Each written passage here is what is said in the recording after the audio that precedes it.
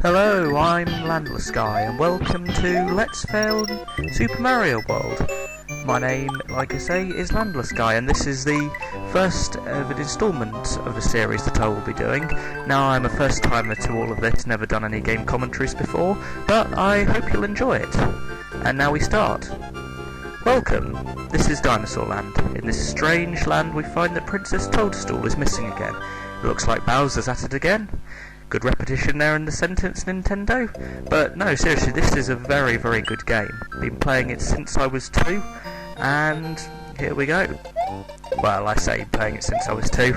I've been attempting to play it since I was 2, but not doing very well. And as we see straight away, still not doing very well.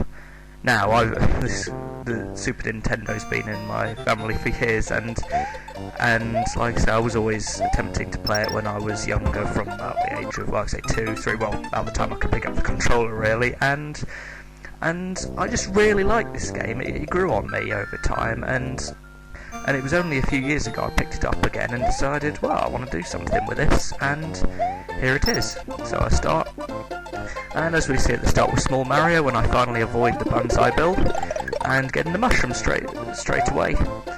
Now, for those of you who haven't played Mario games like this before, you would start with a small Mario, and you get a mushroom and it turns you into a larger Mario, and the aim is to get to the end of the level, pick up these things called Dragon Coins, pick up all 5, and you get a 1-up, which is, in effect, an extra life. Just running through now, jumping, and, like I say, for those who are new, you jump into them, and you get whatever's down there, and we see a dragon going down here and back out. Now this is a mini goal, halfway point. As you can see there, we've also got some blocks and me failing. Yes, I would say I do fail at most games. I'm not the best. Often people who is like this are quite good at their games, but I will say for once I'm not that brilliant at this game. Not that brilliant at this game. I will admit that, and hopefully you'll be patient with me with this. So here I am now. I don't know what I was trying to do there. I was trying to find another shell and taking revenge on the Banzai Bill for those deaths earlier, and now hitting that block. Yes, not what I intended to do there. Yeah, and for those of you who are wondering, this is after game commentary. Yes, I will be doing this for at least the first few, because despite me having the Super Nintendo, I have no capture card, so only the other day I downloaded an emulator onto my computer, and from there downloaded this ROM, and therefore I'm a bit rubbish with it still. I'm not used to the controls yet, so I'll try and focus on the game to give you better viewing, and then do the commentary afterwards. And so there we have it, first level complete. And now that ever-loved graphic by me, the paths growing and changing as we go through. And as I should explain, there are several worlds here, and at the moment we're on Yoshi's Island, and I'll explain the others as we come to them. Oh, here we go. We've hit a P-switch, and P-switches do a variety of things. In this case, making coins appear and picking up a couple of 1-ups. Avoiding the pipe straight away after a couple of earlier attempts meant that I missed out on a lot of the coins. Now this is the Yellow Switch Palace. There are 4 Switch Palaces in the entire game, and this is the first of them. As we can see, the power of the switch you have pushed will turn those dotted blocks into proper yellow blocks, and the progress will also be saved, which is good to know. There we go, spreading out over the entire Mario world here. And there we go, I've saved it, so we can know we're there now, and on to the next level. As you may see, I've avoided Yoshi's house, but that is in essence a pointless level. So later, avoid a mistake I made a lot earlier with keep destroying that shell, and I've got a 1-up from that. Hitting the blocks, and I get another mushroom. Oh, and what do we have here? It's the first of our Yoshis. Hooray, thank you for rescuing me. My name is Yoshi. On my way to rescue my friends, Bowser trapped me in this egg. Now Yoshi has a variety of functions. He provides sort of an extra part of a life for you. He can stomp and he can eat apples. Eating enough apples will mean he gives you a mushroom, or sometimes a 1-up. Now, one of my most hated enemies in this game, the charging chuck.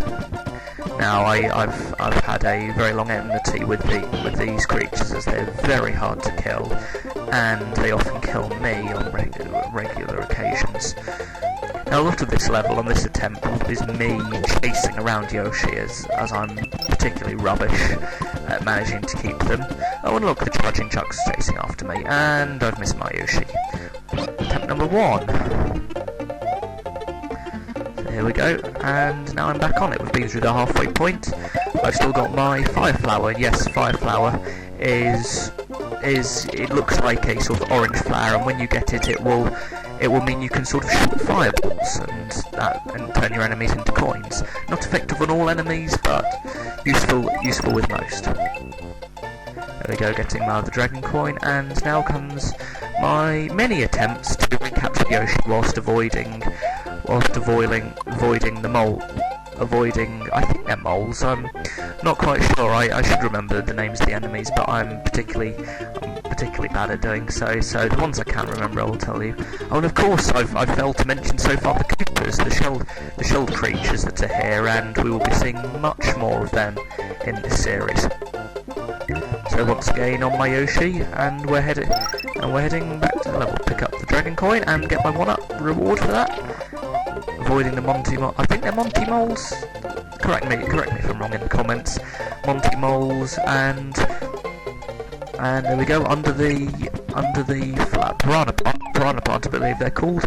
Ignoring and denying the charging chuck the pleasure of killing us, and there we have it. Second level over.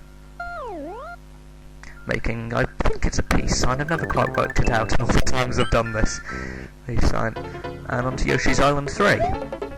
Now this is the first of our high up levels, as we would call it. As you can hear, the music's a bit different. And levels like this, I will admit, are probably my worst in terms of all the levels, where you have to jump things. I have a knack for falling down holes. In this case, if I hadn't have got the yellow switch palace already, that would have been the case. I will say at this point, I do speed up a bit, because realising I've only got 10 minutes of recording time, I did have to try and get this done before the time ran out.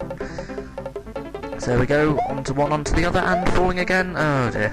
Yes, my failing once again.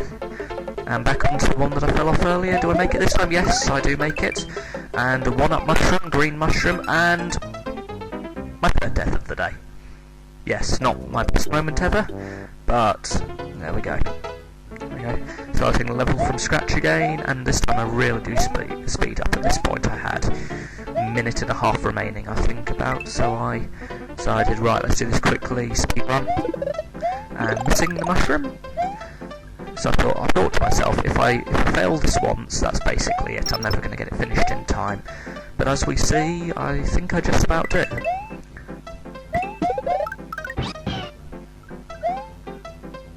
Back on Yoshi, none of the commentary about him this time. Yes, we know he got trapped in an egg. I don't know how he managed to get trapped in an egg, to be honest, but he did, so I think we'll take that as written. Yes, another interesting feature of Yoshi.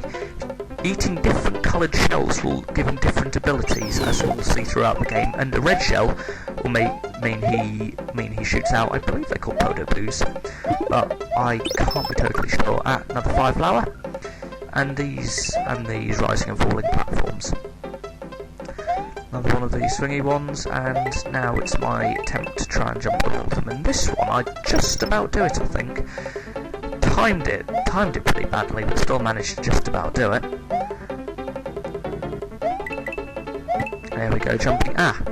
Those blocks, I will come back to explain those later once I know more about them. They're an odd mechanism in the game, but they're certainly a good one. And jumping through, and I've got it. Now you may see those numbers, those 20s and whatever, and they add up. If you see where the blue box is, they add up at the side, and when you reach 100 you get a mini game, I believe. So we'll have to wait and see how that works.